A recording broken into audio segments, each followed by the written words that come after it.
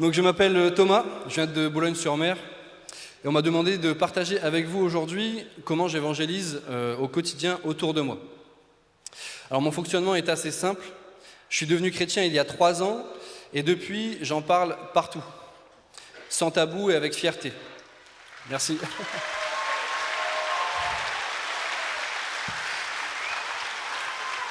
Merci.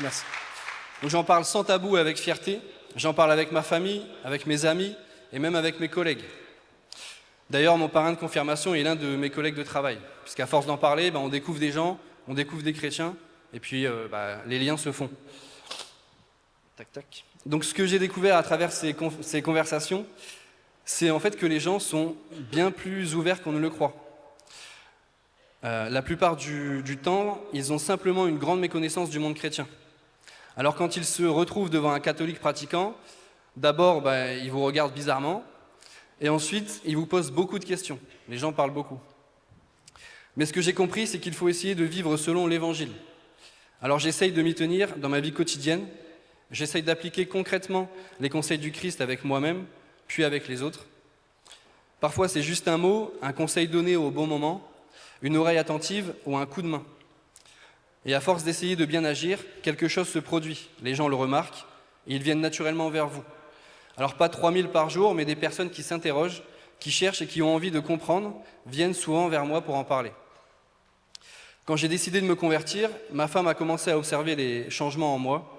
Petit à petit, elle m'a accompagné à l'église et elle est devenue chrétienne à son tour.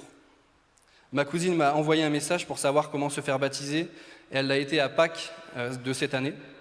Mes beaux-parents reviennent presque tous les dimanches à la messe. Et aujourd'hui, je suis ici pour témoigner devant vous, mais aussi pour la confirmation de ma mère et de ma sœur, qui aura lieu tout à l'heure.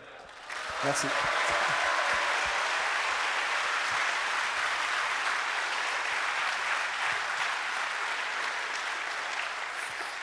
Et pourtant, Dieu seul sait que ce n'était pas gagné pour ma mère et ma sœur. Ma mère n'aimait pas Dieu, elle n'aimait pas l'Église. Dieu a une vie assez compliquée. Ma sœur prenait le même chemin.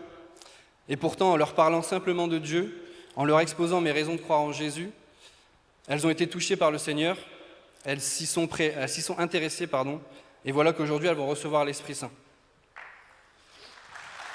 Merci.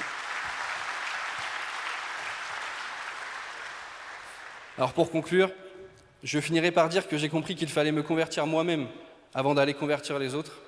J'ai compris que je devais vivre ma foi pleinement, participer à la vie de l'Église, m'inclure dans des groupes de jeunes professionnels, partir en pèlerinage et participer à toute autre activité que l'Église propose.